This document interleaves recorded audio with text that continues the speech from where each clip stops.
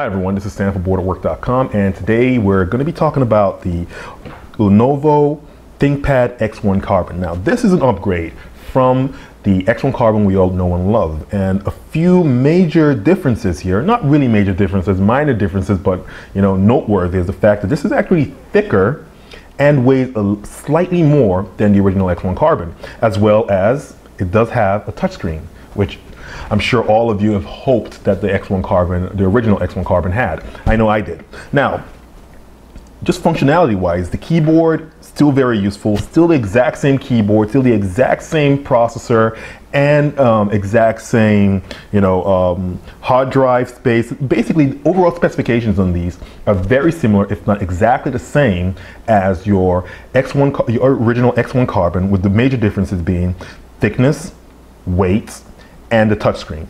We'll still have the resolution on the on this screen being 1600 by 900. So you're looking at a 720p HD display on here. Now, going forward, we're basically going to take a look, just an overview of all the ports on here, so I can show that this remains the same. On the left side of your device, or the left side of the laptop, you're still going to find your mini display port over here. And make sure I have that right. Your USB 2.0 and your your combo 3.5 millimeter jack.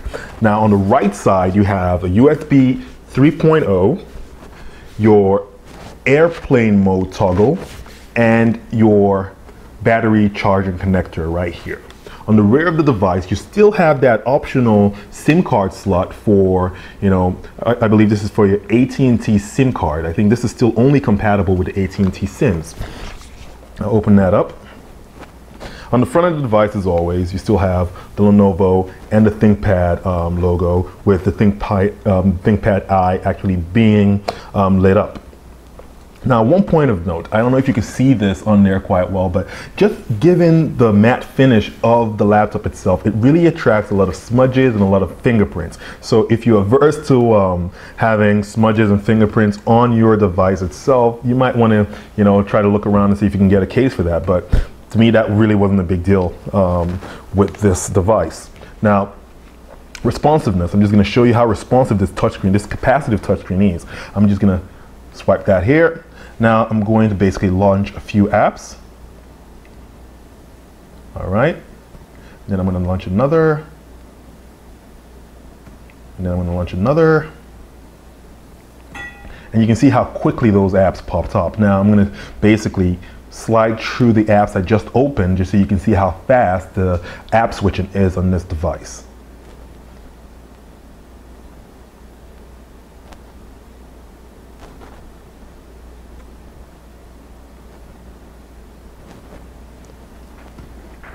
Now, I'm just going to basically reiterate what the specifications on these on this particular device is.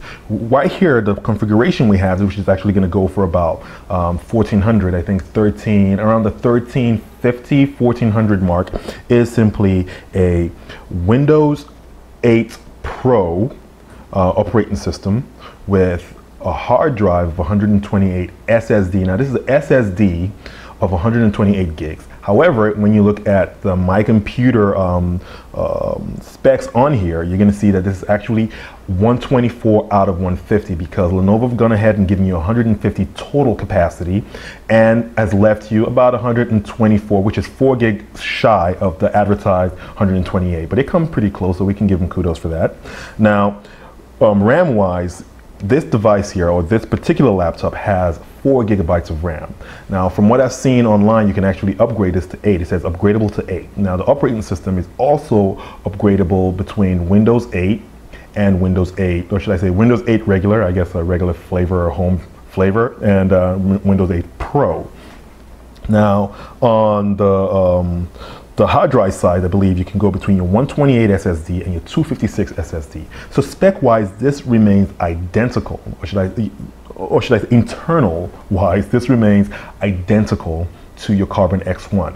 Now, the Carbon X1 Touch is an amazing machine. Still comes with the fingerprint scanner and a very usable trackpad. Typing on this was definitely a pleasure. I haven't really used any Ultrabooks, or I wouldn't even call this an Ultrabook. This is a full-fledged laptop in a very stylish, with a very stylish design.